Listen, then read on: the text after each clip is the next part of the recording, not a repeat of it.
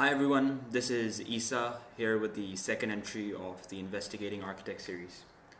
Today we'll be investigating the architect Kamil Khan Mumtaz.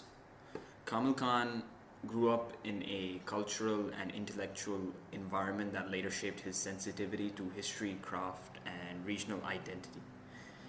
He practices in Pakistan as the owner of his firm, Kamil Khan Mumtaz Architects, which is a private firm, and he is considered to be one of the most influential contemporary architects in Pakistan currently.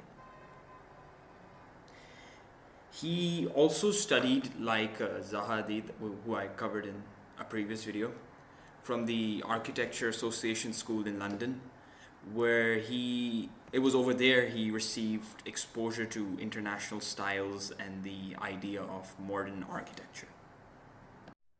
The reason why Kamil Khan is special is because he rejects placeless modernism, which is a phenomenon in which structures become homogeneous and lack any notable uniqueness.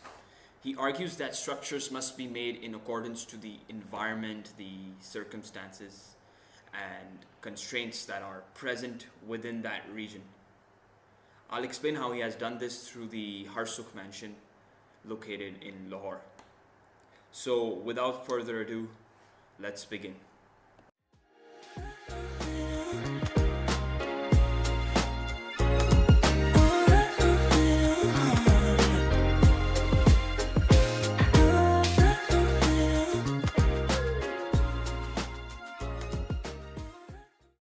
Kamil Khan has consistently argued that architecture should not be driven by interchangeable styles, which is common in contemporary practice.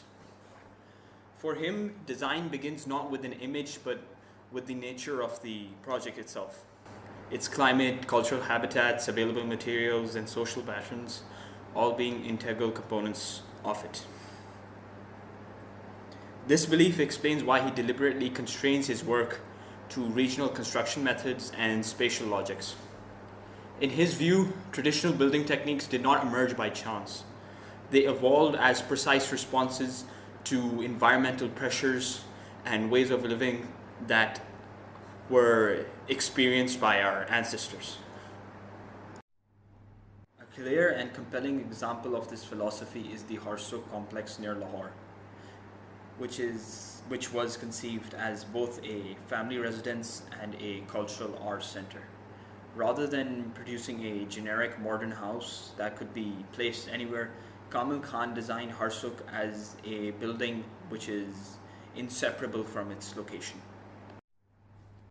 Much of contemporary residential architecture, particularly what is often described as placeless modernism, relies heavily on glass facades to blur the boundary between the interior and exterior of a building. Thermal comfort in such buildings is typically achieved through constant mechanical cooling, like through the means of air conditioning, while visual impact often takes priority over long-term livability. Much of the focus is on the aesthetic of a building rather than its function, its purpose and functionality. Harsukh was designed with an opposing view. Instead of attempting to perform visually on the street, the building prioritizes internal comfort, environmental logic, and the living experience as a whole. This is immediately evident in the treatment of the street facade.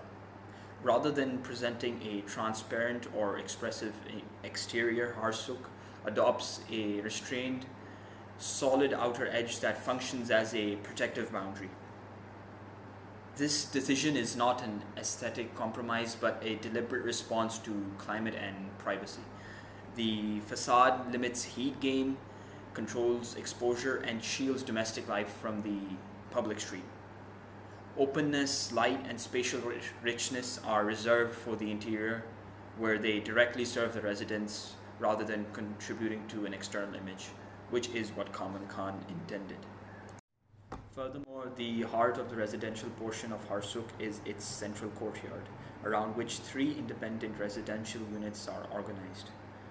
This is far from just being a symbolic gesture, as the courtyard operates as the environmental engine of the house. It introduces daylight deep into the plan while keeping it indirect and reduces glare and excess heat as a result. At the same time, the vertical volume of the courtyard supports natural ventilation. Warm air rises and escapes, which causes cool air to be drawn from the surroundings and to settle down. This is this forms a convectional current as a result. The inclusion of water elements and greenery further moderate the microclimate, which reinforce the courtyard's role as both a social gathering space and a climate regulator.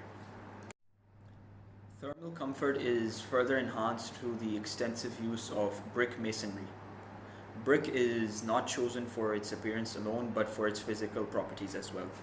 It, its high thermal mass allows it to absorb heat slowly during the day, delaying the transfer of heat into the interior. The time delay, known as thermal lag, means that peak outdoor temperatures do not immediately affect indoor conditions. As external temperatures drop in the evening, the stored heat is gradually released, which helps in stabilizing the internal environment. When combined with natural ventilation, this system significantly reduces reliance on mechanical cooling like air conditioners. And unlike lightweight glass facades, which allow heat to pass through rapidly, the thick masonry walls at Harsukh work with the climate rather than against it. Equally important is the way privacy is achieved spatially rather than through temporary measures. In many modern houses, privacy depends on blinds or curtains applied to open plans. At Harsukh, privacy is embedded into the architecture itself. Movement from the street into the house unfolds through a sequence of spaces. First, it's the boundary wall, then the transitional zones, then the courtyard, then the internal corridors, and then finally the private chambers. This gradual progression reflects local social norms and patterns of living, ensuring that privacy is maintained without sacrificing openness or comfort. Taken as a whole, the Harsukh complex demonstrates that Kamil Khan's architecture is neither nostalgic nor anti modern. It is modern in the sense that it is rational, performative, and responsive, but it refuses to be generic. By designing within regional constraints rather than escaping them, Kamil Khan creates architecture that resists homogenization and directly challenges placist modernism. Harsukh is not a building that could belong anywhere. Its value lies precisely in the fact that it belongs where it is. As Kamil Khan said himself, architecture is more than building. It is the art of building. By observing Kamil Khan's practices, the purpose of an architect becomes clear: to create structures according to the constraints present. That's what separates architects from other professions. This does not only have to be through rejecting homogeneous modernism, because modernism does have its advantages. However, each building that is to be created should be skillfully manipulated in a manner in which it enables the structure to achieve its purpose to the greatest extent possible.